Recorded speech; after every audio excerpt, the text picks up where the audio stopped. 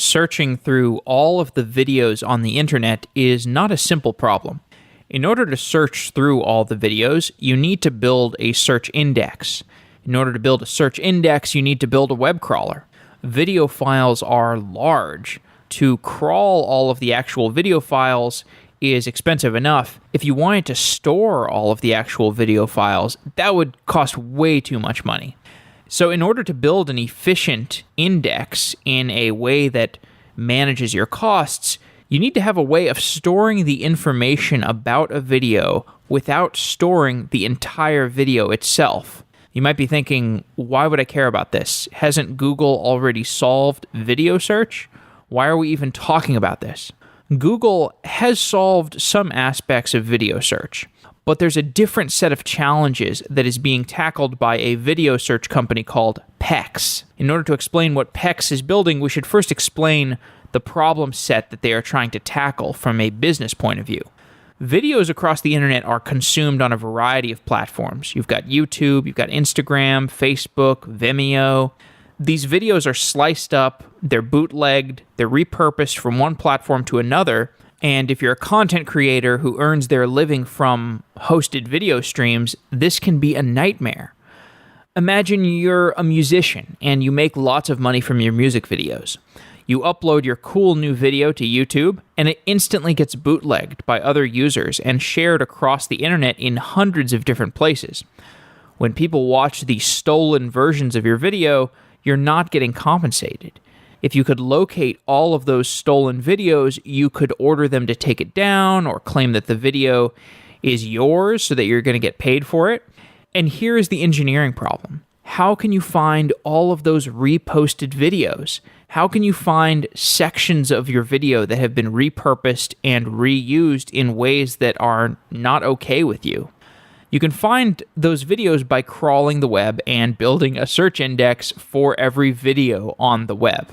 Rasty Turek is the CEO of PEX, and in this episode he describes how to build a system that crawls the internet and indexes videos. This is a large-scale engineering challenge, and there are lots of trade-offs to be made between financial cost, speed, accuracy, engineering complexity. It was really interesting to talk to Rasty. Before we get started, we are looking for a videographer. We're also looking for writers for Software Engineering Daily. We are also looking for a couple of other roles. You can find those job postings at softwareengineeringdaily.com/jobs.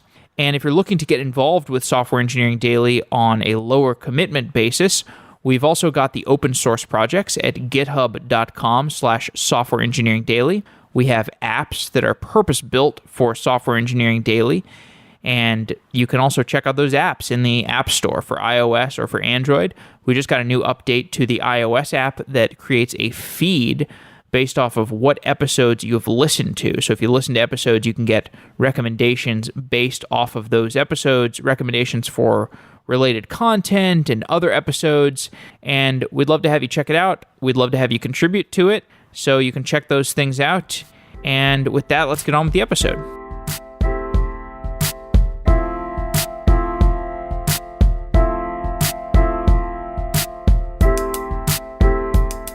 Over the last 2 years, I spent much of my time building a video product. We had issues with latency, unreliable video playback, codecs. I was amazed that it was so difficult to work with videos. As it turns out, video is complex, and figuring out how to optimize the delivery of video is not easy, especially since there is both mobile and desktop, and mobile users might not have as much bandwidth as desktop users. If you're an engineer working on a product that involves video, you just don't want to think about any of this. I can tell you that from firsthand experience. And that's why Mux exists. Check out mux.com and find out how Mux makes it easy to upload and play back video. Mux makes video hosting and streaming simple. And today you can get $50 in free credit by mentioning SE Daily in the sign-up process. Even if you aren't working on video right now, if you think you might work with video in the future, Mux is a really useful tool to be aware of. Check out mux.com, and If you're an engineer who's looking for work, you can also apply for a job at mux.com. On Software Engineering Daily, we've done 2 shows with Mux, and I know that Mux is solving some big, difficult problems involving lots of data and large video files. To find out more, you can go to mux.com. You can get $50 in free credit by mentioning SE Daily, and you can apply for a job if you're interested in working on some of these large challenges. Thanks to Mux for being a sponsor of Software Engineering Daily.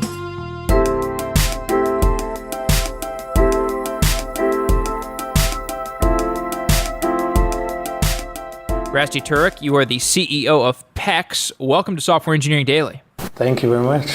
You're building a search engine for video and music, and I want to get into the implementation of that because there's lots of great software engineering questions, but let's talk about the motivation, the business model.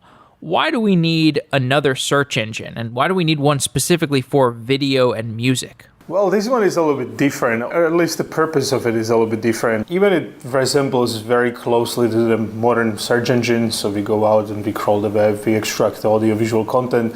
The purpose of it is a little bit different, and it's used for very direct analytics on the virality of the content and then rights management. So we work closely with rights holders, creators, brands, and to help them to understand the spread of their content, who is consuming it, where, and stuff around it. So it's not necessarily for the end audience the same way as Google or Bing.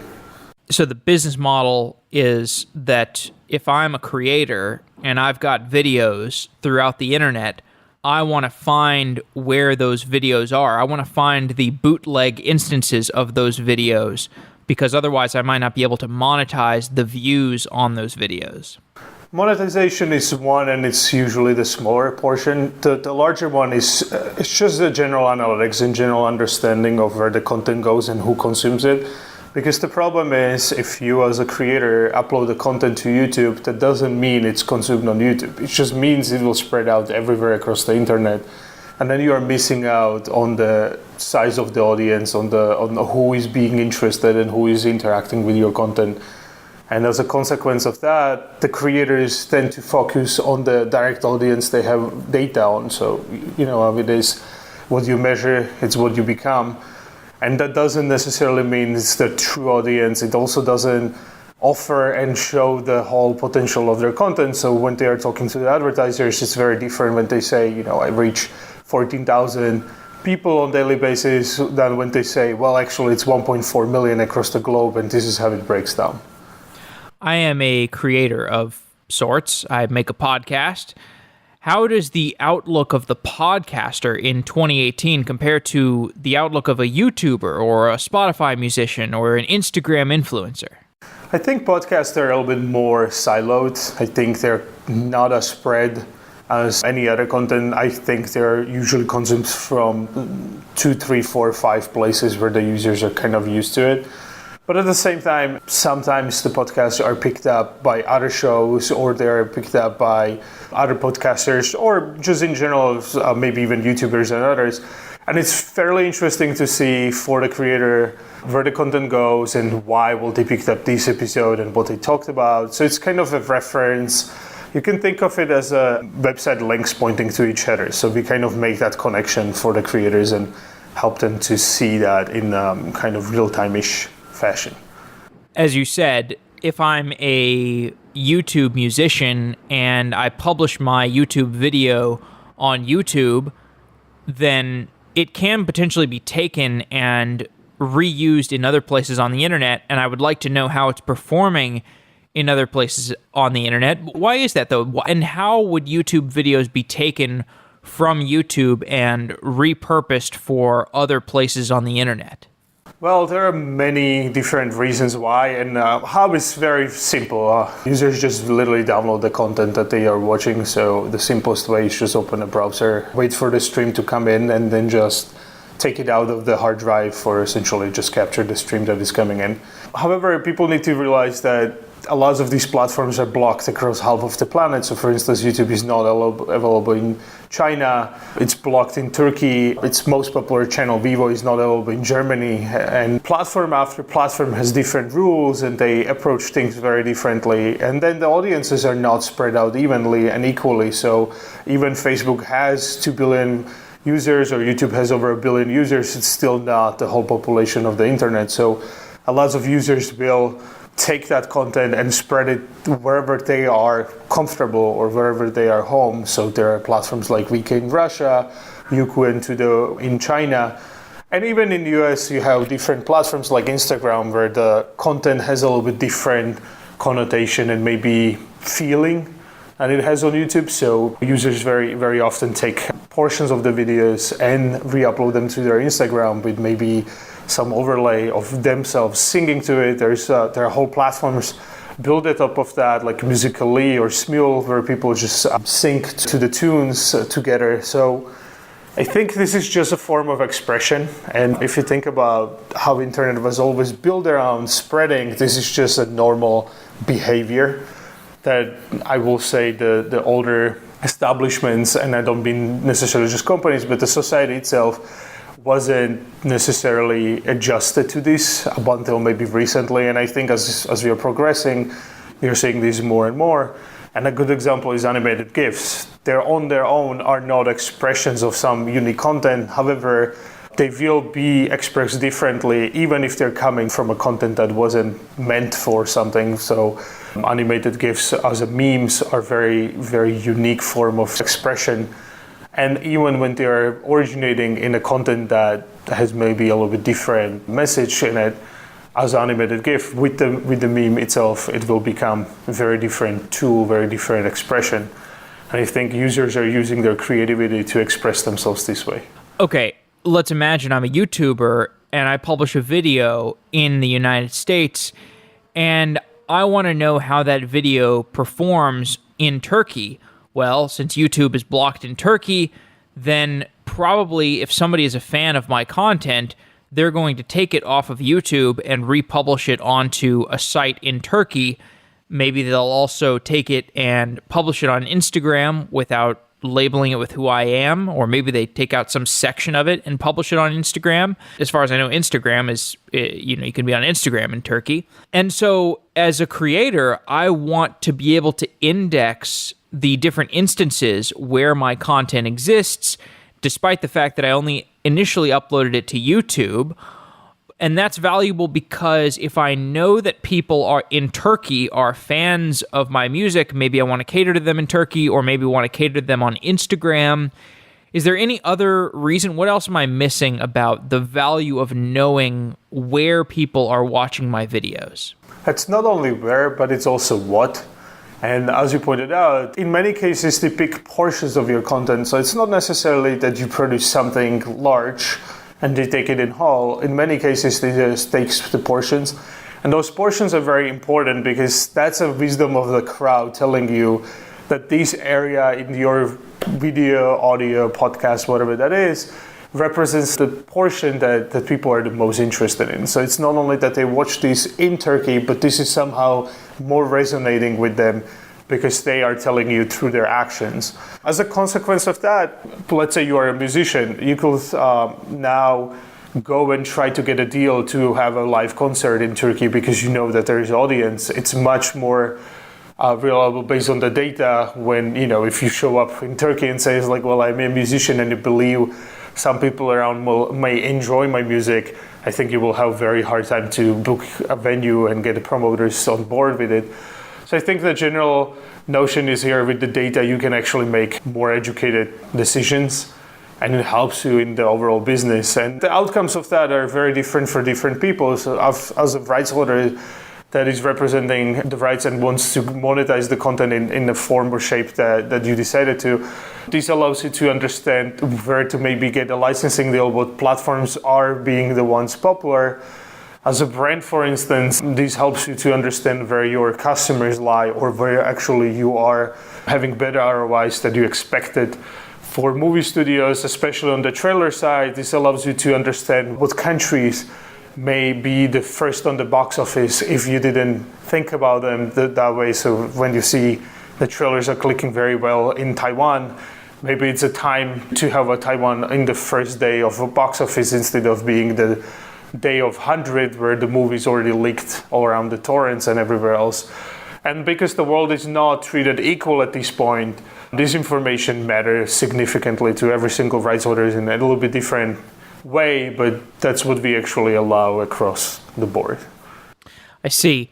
I'd love to return to the business question and the discussion of creators a little bit later. I'm very curious about the lives of creators and the future opportunities for creators, how big that market is and so on. But people listen to this show because they want to know about software engineering. And now that we've stated the problem that you're trying to solve, there's plenty of interesting engineering questions that we could explore. I think the core of the question is, I upload a video, I need to be able to detect where that video is playing across the entire internet. And in order to do that, I'm going to need to index the entire internet in a way where I can match my video's fingerprint against all of the other videos in all of the other places across the internet. Is that correct? Do I understand the problem statement well enough? Yes, that's exactly correct. Okay. So video is inherently hard to index, and that's because you have this long sequence of images and sound. What are the steps to building a search engine for video and a search index for video? Yeah, well, there's a lot of moving pieces in play. So the very first one is, if we start from the search engine point of view, there is a need for a spider and crawler, both at the same time. So that means you have to be able to discover where the video actually is. For that, there is not many, I will say, smart ways to do it, just brute force through those platforms. And some of the platforms are significantly large. So for instance, YouTube at this point is a little bit more than 4.5 billion videos and growing by 4 to 5 million videos a day. And that means we have to keep up with this load, and we have to find each video as soon as it's uploaded. That means we have to return to those platforms very often. We have to follow the links, and we have to expand on that through each platform. So there is just the first step is to even keep up with the information that there is a new video.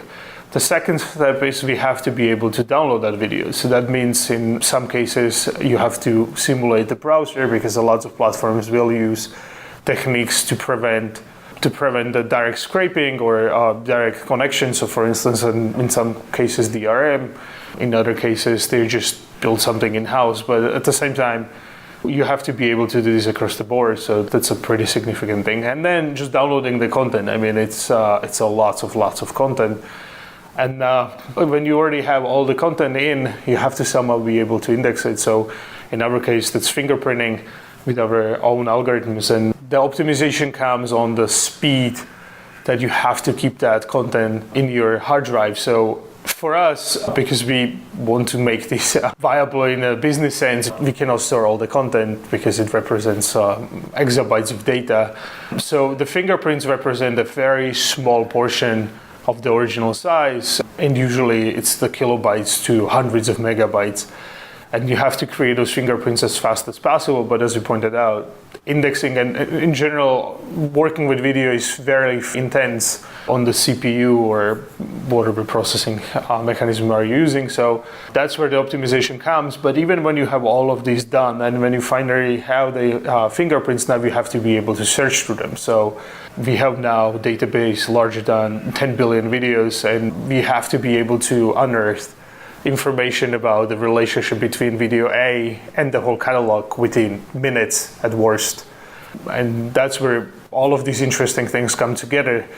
To do this at a massive scale with a high precision and economically, it's where the challenges are lying. So we spent over 4 years building this together, and I believe we are at the forefront of the market at this point.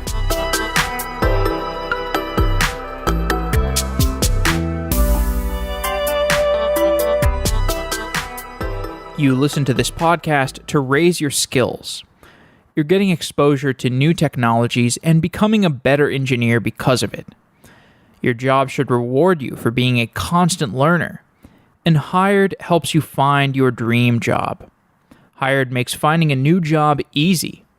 On Hired, companies request interviews from software engineers with upfront offers of salary and equity, so that you don't waste your time with a company that is not going to value your time. Hired makes finding a job efficient, and they work with more than 6,000 companies, from startups to large public companies. Go to hired.com/sedaily and get $600 free if you find a job through Hired. Normally, you get $300 for finding a job through Hired, but if you use our link, hired.com/sedaily, you get $600, plus you're supporting SE Daily. To get that $600 signing bonus upon finding a job, go to hired.com/sedaily. Hired saves you time, and it helps you find the job of your dreams. It's completely free. And also, if you're not looking for a job but you know someone who is, you can refer them to Hired and get a $1,337 bonus. You can go to hired.com/sedaily and click Refer a Friend. Thanks to Hired for sponsoring Software Engineering Daily.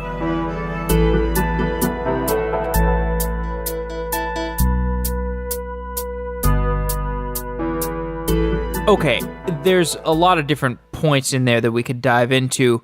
Let's talk about the process of fingerprinting. So if I am a creator and I want to find all the videos that have been created from my video or that may take a sample of my video, I need to create a fingerprint of my video so that when PEX is crawling the internet, PEX can check if the fingerprint corresponds to one of the videos that the PEX engine is crawling. At what point in the crawling and the indexing of the web do you compare that fingerprint of my video to all of the different videos that you are crawling? Like, do you crawl the internet and then grab all of the videos and then hold them for a while and then like do the fingerprinting and then like let the videos go? Or do you like crawl the internet and then one by one, like whenever you come across a video, do you check it against all of the fingerprints in your database that you need to be looking for? Like, tell me a little bit more about that process. Well, we actually hold all the videos forever. We don't hold the underlying videos because at this point we are roughly 1.8 exabytes of data in. So we processed in the lifetime almost 2 exabytes of data. So how we do it is we download each audiovisual content, we fingerprint it, and we throw it immediately away. So we only store the fingerprints. And then when our customer comes to... you download the content for every single video on YouTube, every video every single video. Correct. It's also for live streams or any other source. So it's a lot of data. And then the fingerprinting process on its own is optimized to a massive capacity and speed. So instead of us going with FPGA or custom processors, we figured out how to do this as fast as possible on traditional CPUs. And then we utilize the cloud offerings of what some call preemptive, others call spot instances, which essentially is short-living servers that cost pennies or cents on the dollars. And we are able to run them in masses. So essentially, it's just a massive brute force across hundreds of millions of videos at any given point. And then when we store these fingerprints and customer comes to us later, we are able to search through them. So essentially, it's not in any sense of real time. It's more kind of delayed.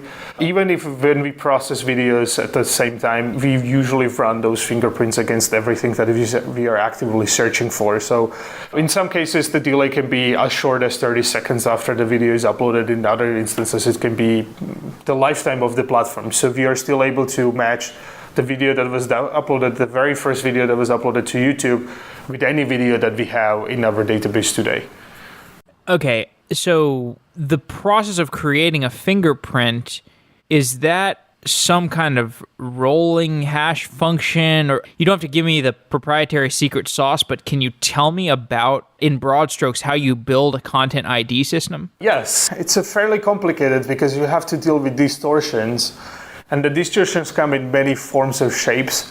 So for instance, some clever users remove, let's say, every 12th frame from the video, which doesn't impact the quality of the video, but it will throw off a lot of different systems in place. Some people speed up, slow down. Others will put frames around the videos, put blurring filters around them, horizontally swap the images, put a lot of logos in them.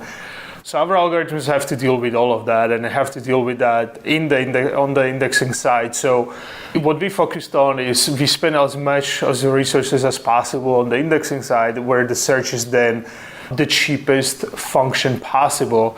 So in our case, it's kind of, you could call it the rolling function. It takes in a lot of different inputs, and it tries to figure out what is important within a period of time. And the result is essentially a very simplistic tensor that holds the data as a representation of a portion, not necessarily time-based or also not frame-based.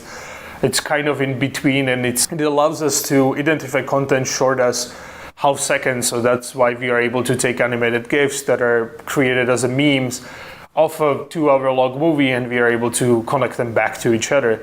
But as I pointed out, we have to deal with a lot of distortions. In some cases, as a good example is Shia LaBeouf going bonkers in front of a green screen, where people replace the green screen with a lot of different stuff. And matching this back to the original it's a fun challenge.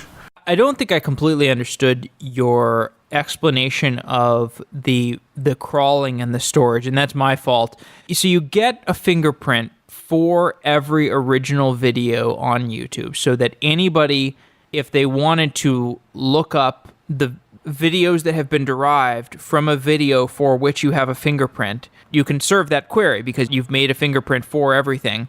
I didn't quite catch what you are doing in terms, because so like you said, you can't index all of Snapchat and all of YouTube and all of Instagram and all these things, because if you saved all of the videos, all of the potential derivative sources, that you wouldn't have the money. You don't have the budget to store all that data. So I'm sorry that I didn't catch it, but for each of those videos across Instagram and Snapchat and so on, are you making some derivative of that video that captures the essence of that video and then doing a mathematical comparison from those to the fingerprints? Because you've got all the fingerprints stored durably all the time. What are you doing with all of that content across Snapchat and YouTube and Facebook and so on as you're crawling it? So the fingerprints are literally the essence of the content. So the fingerprints are essentially able to tell us what the content holds. And we do not hold, as you pointed out, we do not hold any of the videos ever. So once the video is processed, that means fingerprint is created, is immediately deleted. At any given point, we don't hold more than a couple of hundreds of terabytes of data in a kind of a mid-cache, because we will end up bankrupt very soon. So what the fingerprints allows us to do is essentially use mathematical formula to compare them between each other. And they tell us the story about what portion of the content is being or is not being used between themselves. And then we are able to return them as a visual information back to the user, where the user then can go, and if the content is still available, that means it wasn't removed in between that query time and indexing time, they can go and watch them in the precision of like half second to see where the content is overlapping and what that means, and they can verify this information. And then we also capture a lot of the metadata surrounding those videos, so how many views it has, who commented it on it, and a lot of other stuff. And we are able to expose this back to the users, so we are able to give them deep analytics on where the content goes and what it means and who interacts with it and stuff around that. So as you're crawling the internet for all the videos across Snapchat and YouTube and Facebook and so on, are you merely running each of those videos through the same fingerprinting tensor generation process so that you have a mathematical artifact that you can just compare to the fingerprints? Correct. Okay. That's pretty cool. And then you can, because then you can actually store, because it's not expensive to store fingerprints of everything across Snapchat. Yes, actually, for all 10 billion videos that we have right now, which I think average length is around 17 minutes, the database is only roughly 100 terabytes big. So the fingerprints are very small, and they allows us to run very fast queries across themselves for that exact reason, because the formula is essentially equal for every single video. And that allows us to expose this information across every single video we ever seen, including videos that were removed. So we are able to kind of go backwards in the time and tell the story of a video that doesn't even exist anymore. Right. You can tell the story in terms of like maybe why that video got removed, but I mean the fingerprint isn't going to tell you that much information, right? I mean, or I guess you could store the metadata also. You could store the comments and other things, but what do you mean you can retell the story? So for instance, let's say somebody leaks a video. Let's say it's about a senator doing something crappy, and the senator is able to take that video down, or any other situation where this happens, and that video spreads, and now you see a derivative of that video going around, and then maybe CNN runs it. And now your question is where this came from. How did this even happen, right? And we are able to, if we saw the first original video and every single content of that, we are able to backtrack back to the first very occasion where it happened, who uploaded it, what people commented on it, how many views it attracted over the time. And then when it was removed, why the reason, if that reason was given, why it was removed. And then we are able to track this across the internet. So we are able to do kind of the reverse Barbra Streisand movement where, you know, when somebody goes after the content, we can tell where it came from and what's going on with it. And we are able to measure that virality. And then on the content itself, even we are not able to reproduce it. So we are not able to take the fingerprint and replay that video to you. We are able to tell you if any other occurrence of that video will ever show up. And in many cases, this is very interesting for the authorities where you are dealing with very sensitive content like terrorist videos, where you want to make sure that this just doesn't spread. And you want to catch every occasion of that video on every single platform before it catches on. So we are able to assist with that and many, many other angles. Okay, interesting. So governments could potentially work with you if they wanted to prevent the spread of terrorist videos. Wow, fascinating. The crawler, you know, you don't want to have to crawl over videos that have not changed. So like if a YouTube video has not been changed, do you know that? Can you tell that from the metadata on the site? Like if I'm a creator and I upload a video and then you crawl it and you do the fingerprint comparison, and then 25 minutes later I replace my video with something with Kylie Minogue in it, you would like to be able to get that signal and, you know, recrawl it. You would recrawl the video itself. Does YouTube give you metadata for that, or do you actually have to do some manual crawling over material that might not have changed? So we have two systems in place, and the one is checking the metadata, and the one is just dealing with the audiovisual content. The metadata itself doesn't tell any story outside of itself, you know, how many views, what the description is, and these kind of things, but it doesn't point out that the video was changed. For that, we came up with very simple solution to it, where we check the information regarding the video and audio stream. So if that video changes and you don't keep it precise, so for instance, the original video had 3 minutes and 27 seconds, but the new video is 3 minutes and 25 seconds, we know something changed. Also, we extract very small portions of the content, usually just first or second 512 bytes of that video, and we check if that hash simple SHA-256 or something similar, we take that hash and we check if any change was happening in that video. And this information is sufficient enough for us to know if we have to reprocess that video or not. And it actually works quite well across the board. So tell me a little bit more about the infrastructure that it takes to run this crawler. The crawler itself is not as big as it looks, although it sends roughly 70 billion requests a day. It is not that complicated. It's written in Go, and it has very few moving parts. It only looks for signals that we are internally, or that the system can interpret in its own way. What is maybe more interesting and more heavily deployed is caching. So one of the very important things for us is to cache every single request that we have and hold that information as long as possible. So we want to know that, for instance, this page that holds this video is changing very sporadically, so we don't have to access it 20 times a day, but instead it's enough when we show up once a week or maybe even less. So the crawler itself is very straightforward, very simple. It doesn't have many complexities in it, and I think that's why it's also able to scale. Where the complexity comes from is we don't want to take down platforms when we send a lot of traffic to them. So we are trying to be very mindful of the way that we are doing this, and we also hit a couple of bugs in our lifetimes where we took massive platforms down 4 hours. So over the years, we developed systems that prevent us from doing so. So for instance, the idea is we shouldn't be sending more than a couple of requests a second to any given platform, no matter the size. So we try to bundle the requests together. We also try to be very mindful of what we have to touch and when we have to touch it. And we have algorithms that are making these decisions and preparing the request along the way. So the crawler themselves then just interact on these tasks, I will say, and grab the data that they see and then send them back to the pipeline. And everything we build in the infrastructure is built as a asynchronous pipeline. So it's you can think of it as a factory where it goes from one conveyor belt to the other, and they kind of work independently from each other, so one component doesn't block the other from functioning. And that allows us to kind of smooth the sailing for the crawlers to grab the data on its own pace and then let the other components to deal with the data on their own pace, scale at their own size wherever they want to be without manually needing to tweak any of these. And it took us a couple of years to get here, but we are now able to scale almost infinitely if there is enough of resources available to us.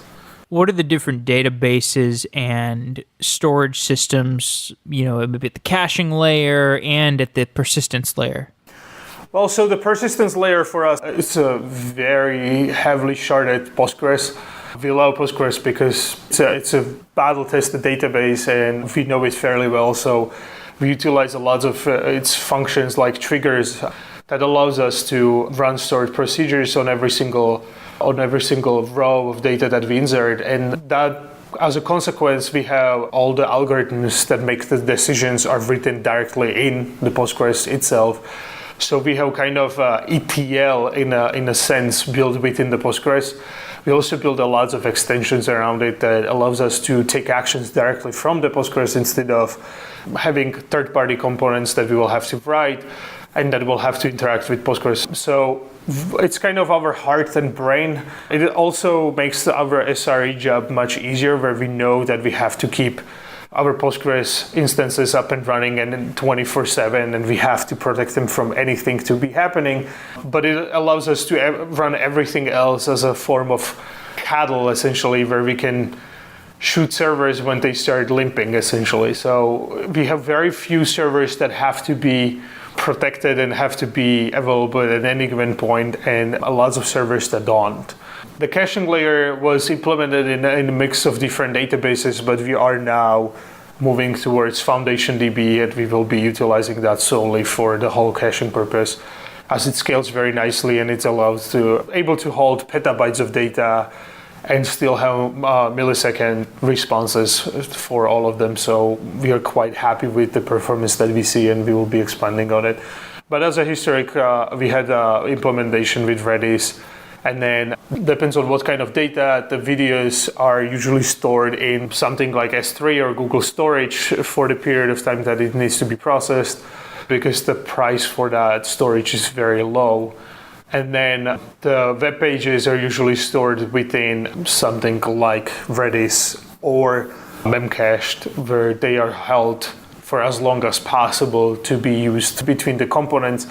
And the interesting part about that is that the components, because they're first of all independent from each other, but also because they don't have to interact and they don't have to communicate. If the different component is needing same data, or at least data from the same page, it can just hit the cache instead of going back to the page. So we save, I will say, many billions of requests a day towards the platforms, which allows us to kind of operate a little bit sneakishly and don't hurt the platforms with extra traffic that they don't need to get.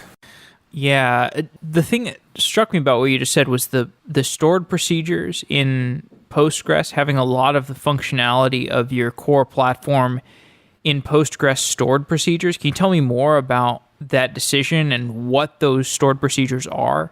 Absolutely. We build even our Postgres, we build it a little bit differently than you think of SQL databases. We kind of think of it still as a pipeline. So we have multiple tables that get data at the forefront. So we have writers that essentially grab data from different components and write them to the correct tables, but they don't make any calculations. There's no external component that touches those tables.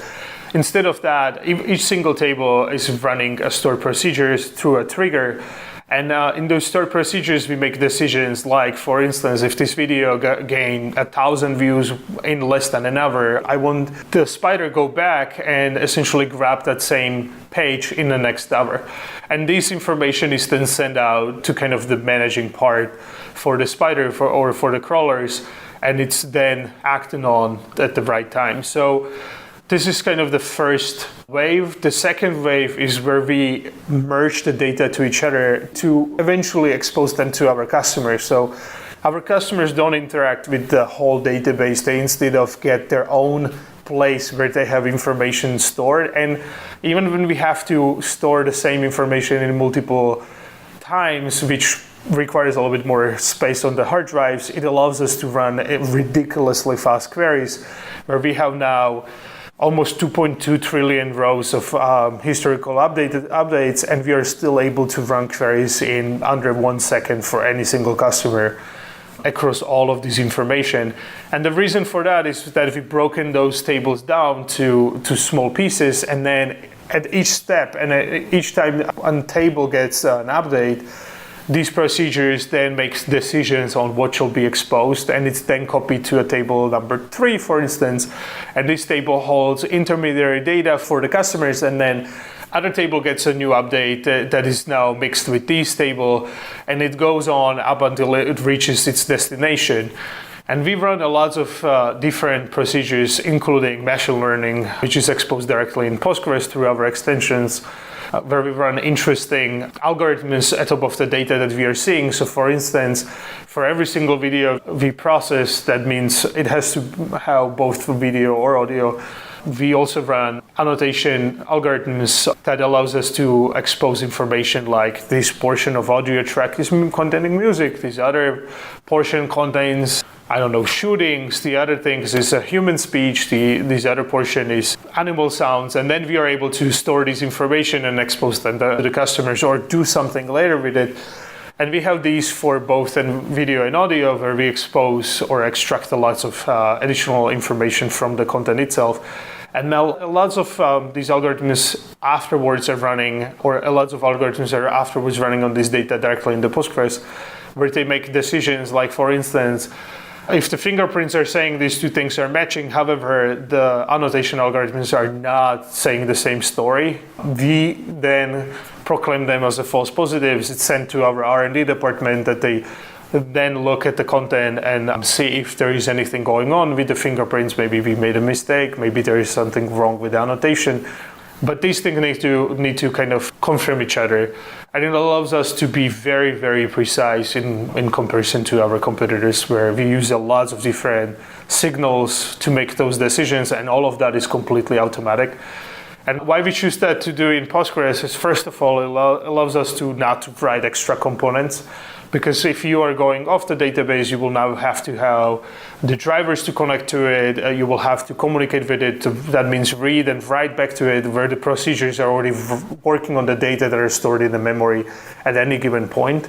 And second of all, because Postgres runs in transactions, that means that procedure needs to finish successfully. So if it doesn't finish successfully, it is then returned at the forefront. So if we have 7 tables connected to each other, the first table will return an error to the writer, and the writer will have to repeat that whole writing sequence. So even it's a little bit more expensive on the resources, and on the resources, it gives us 100% accountability for the data, so we don't have situations where something happened in between of the transaction and then it just died. And it's very important for us and our customers that we can reliably give them data at any given point, so we much rather sacrifice performance. That means we have to take a little bit more time for the rightness of the data. Are there any disadvantages to putting so much functionality in a place where it's tightly coupled to the database? Well, the downtimes are then severe. So essentially, whenever there is any problem with the database on its own, that means everything is impacted. So every single component in our infrastructure gets in halt that is interacting with the database. We minimize this to a very small portion, but it's still a significant part. It also influences our customers that have no access to the data whatsoever. So we have to keep those databases up and running no matter what. The other thing is it's very hard to debug and just measure and monitor these things because the procedures are ran on every single row that is inserted into the database. And as a consequence of that, we have no visibility into what happened, when it happened, and why it happened in the process. So usually the benefit of that, or kind of the disadvantage and benefit at the same time, once you write it well, then there's never a problem. But writing it well can be a challenging thing, especially when you have chain tables through triggers across each other. So for instance, we have 7 tables that are copying the data between each other, or kind of like from each other to the next table. And those are written by different people in our organization. So we have to interact very tightly on all of these decisions, because if one person makes a mistake, then it's propagated up to the end of to the customer. The good thing is, as a kind of consequence of the databases, we are able to reply any situation from the kind of the backlog or from the previously stored information. So if you made a mistake at some point, we are able to start from that point again and just run it again. I will say that the hardest part is definitely debugging and monitoring. And then also the deployment. I mean, Postgres was never meant for this, was never built for this, so we have to kind of twist its arm a little bit.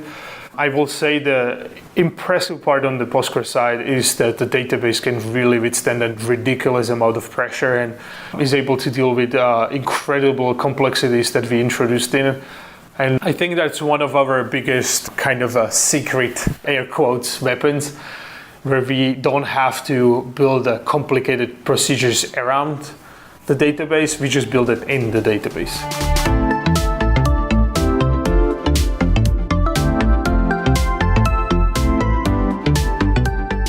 Every team has its own software, and every team has specific questions about that internal software. Stack Overflow for Teams is a private, secure home for your team's questions and answers.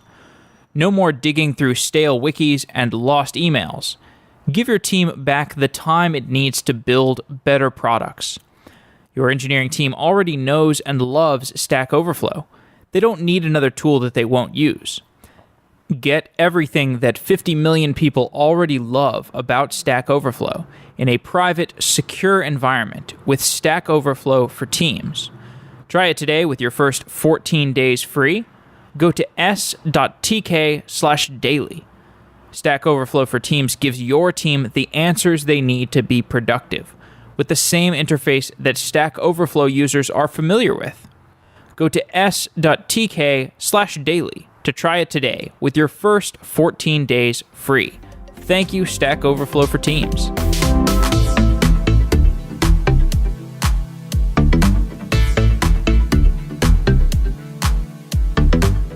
Well, we have done 3 shows with people from Citus Data, which is the company that you've probably heard of. They built a lot of functionality around the Postgres SQL extension capability. And I mean, they're sponsors of Software Engineering Daily, full disclosure, but I find it interesting that their approach to enabling people to build a data platform, because you see all these companies that want to build a data platform now, whether it's whether it's yourself or it's Uber or Facebook or Thumbtack, companies they have all of this transactional data, they have all of this OLAP data, the analytical data, and getting between those two phases, it's always been a challenge, but the scale of data continues to grow, and also the access patterns of different people who want to get at that data, whether you're a data scientist or you're writing machine learning algorithms or you want to write algorithms for what you're doing, the fingerprinting kind of thing. You have all these different things that you want to do on top of your data, and so you have a data platform problem. It seems to be a problem that people are attacking from different angles, one of which is this all Postgres angle. And, as you mentioned, this deployment problem, that sounds like a kind of a big deal because everybody wants to be continuous delivery. And I guess you can do continuous delivery with a database, right? You could just have some sort of staging thing and some sort of testing thing where you have like a subset of the database, or you have some sample transactions that you're going to run. Do you do anything like that? Do you have a continuous delivery pipeline for your database? Yes, so sort of. It's not as sophisticated as it sounds, but we do have a staging environment where we are exposing portion of the data to the system, and then we are able to test out live what will the consequences of any of those deployments be. We do hold versions of the triggers and the stored procedures in kind of our internal wiki. We don't have any automated system behind them because we write those procedures very sporadically. I will say maybe one a month, maybe even less. As I pointed out, once it's written, it's actually is very stable and it's very nicely performing. So we don't have anything very complex behind it, but we do have kind of a manual mid-level where we deal with these complexities. Actually, interestingly enough, when you pointed on Citus Data, we are very happy customers of theirs, very happy paying customers of theirs. This was not planned. We use Citus Data very extensively for the last 2 years in our Postgres. So we do actually horizontally shard through Citus, and it's our only database that we use. And it's true that I have nothing but the praises to tell about these guys and their work. And in all truth, it allows us to build what the complexities into the Postgres, because the horizontal sharding allows us to break these tasks to small instances where they are ran on a single shard, which is fairly small in comparison if we will have to run a massive deployments of each Postgres on every server. So now this is a consequence of that. We have hundreds of thousands of transactions occurring any given second, but as a benefit of that, if one transaction dies, it doesn't influence the whole database, it influences just that one single transaction. And that we are able to also achieve a ridiculous scale in terms of performance. So for instance, at any given point, we write roughly 60,000 rows of data into the database on the forefront, so that means in the ingesting tables. And then we take hundreds of thousands of decisions within next minute on those data. And all of that is ran in almost real time. So for instance, when we measured how quickly will the occurrence of the data be from the forefront table to the back table, that means to the table that is visible to the user, and there are 5 tables in between, it takes roughly 17 milliseconds. And that is with all applications of all the machine learning models and all of the stored procedures that needs to be acted on. And the reason why this is because the data is already in memory. Postgres already is working on the data actively at the point where we are evaluating it. So the overhead is very small, and then it's just going down to the engine, how quickly it can perform the information that we need. And then we wrote a lot of our extensions directly in C, so we can take advantage of the speed and the performance of the language itself. I heard you say at some point part of the persistent storage is in S3, part of it's in Google Cloud Storage. Are you running lots of infrastructure on both cloud providers? Actually, we have 7. 7 cloud providers? Yes. Okay. The There are many reasons for it. One being that we compete with YouTube in some sense, and as having everything Google is quite challenging, maybe more on the business and legal side than it's on the technical side. Although I must say we are quite fond of Google Cloud Platform. I think it's our most preferred platform to deploy anything in. But we utilize different platforms for different things, although our crawlers are in general deployed in every single platform. It's also for outages reasons and different geographical reasons. So for instance, some content that is available only in China is not available anywhere else. So we have to utilize Alibaba's cloud for that content.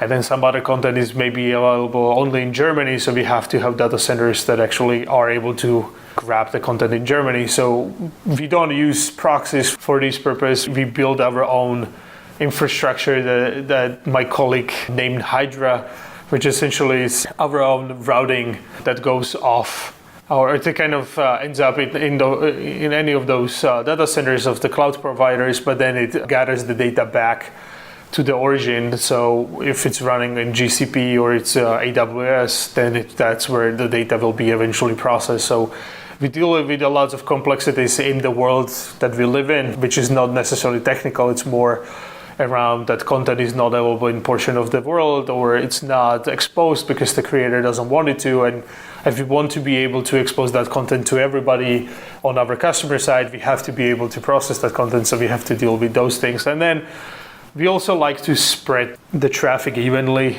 We had some occurrences of situations where we took down peering centers for our customers, or for the cloud providers, when we ran a massive deployment in single data center. So we started kind of spreading this evenly so we don't impact anyone along the way. And also it's easier for the platforms where we touch different CDN nodes instead of the one, and we don't hammer the one single instance with all the traffic that we send. All right, I could keep asking about these cloud providers a lot. Actually, I had one weird question I wanted to ask you. So let's say you had $1 million in cloud provider credits, but you could only spend them on some of the newer, higher level managed services. What would you spend that $1 million in credits on? Higher level, you mean by? Let's say like things like BigQuery or Kinesis. You couldn't just like throw this $1 million at infrastructure. BigQuery is a pretty good one. We like that one a lot. As a deployment, we tend to build a lot of our own, but BigQuery is a very, very good piece of technology, and we actually store a lot of data there for like quick ad hoc analysis. I don't know if $1 million is that. You know what? Actually, there is a thing. It's essentially now called Apache Beam. It's It's essentially data flow. So we utilize that very heavily. You do? We are we love that piece of technology. It's incredibly powerful because it allows us to spin tens of thousands of servers at any given point to run very quick computations at a mass scale, and it costs us hundreds of dollars to thousands of dollars. And it's able to attach as much data as we want across all the providers we have. And because of the integrations done within GCP ecosystem, it allows us to, it's like there's no much configuration. And the other one that we quite grew fond of is Airflow from Airbnb, which is now fully hosted on GCP. And it's also one of the things that we really like for any ETL pipelines, where our data analysts that don't necessarily know how to code very deeply, they are able to build pretty significant pipelines on the data after the fact when they want to run things like questions, or want to answer questions like how much content was added to YouTube to particular category within the last 24 hours and how that compares to Twitch, for instance. Beam is something that slots in, like the Apache Beam data flow slots in for something like Spark, right? Like Apache Spark? It's called, yeah. We use it on our side. It's still going through our own systems, but at the end of the day, it could end up in Spark. It could even end up in BigQuery. So the idea of Apache Beam is essentially that you can apply any rules on your ETL, and that ETL is essentially run by a trigger. So if you take a data, let's say you have petabyte of data stored within Google storage, and you want to be able to add +1 to every single timestamp, you can do something like that. Or you want to aggregate the data across the whole data set, and you want to be able to expose the data back to maybe your analyst. So for instance, you want to group massive amounts of data based on some complicated calculations, or in our case, we want to touch binary data, which BigQuery cannot. So we want to touch our fingerprints, which, as I pointed out, it's a tensor. We want to be able to run calculations on the top of those fingerprints and then expose them directly to us. So we actually run something what we call a backlog search, which allows us to run backwards queries on the whole content. So we are able to take a video that was produced 9 years ago and measure it against everything that was produced ever since, against all of the platforms and all of the databases or all of the index that we created since. Okay, interesting answer. I want to wrap up with just one more far-flung business question. Do you have any ideas for what people misunderstand about this new world of creators and influencers, where anybody is making video content or music content? Anybody can start from their bedroom and make something creative. What's your vision for how this world changes in the next 5 or 10 years? I think that what was kind of addressed within last decade or so with YouTube and other platforms in place is that the distribution is easier than ever. So a lot of creators and influencers that they became influencers over time are now able to do this because the platforms allow them to. What is missing from their kind of tools bed, it's everything after that. So how they manage their rights, how they enforce their rights, how they even understand the content and their audiences.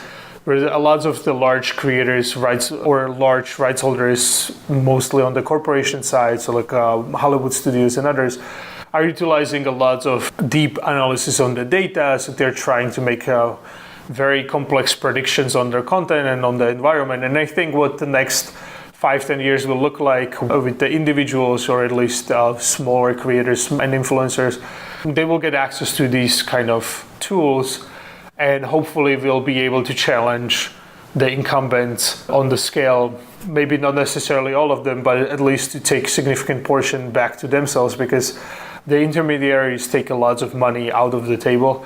And I think the YouTubes, but also the large rights holders, right? So if you are under MCN takes portions of your revenue that you generated in exchange for some services that they gave you, which is not necessarily worth as much or not necessarily worth nothing. But I believe eventually those tools will be available to all the creators.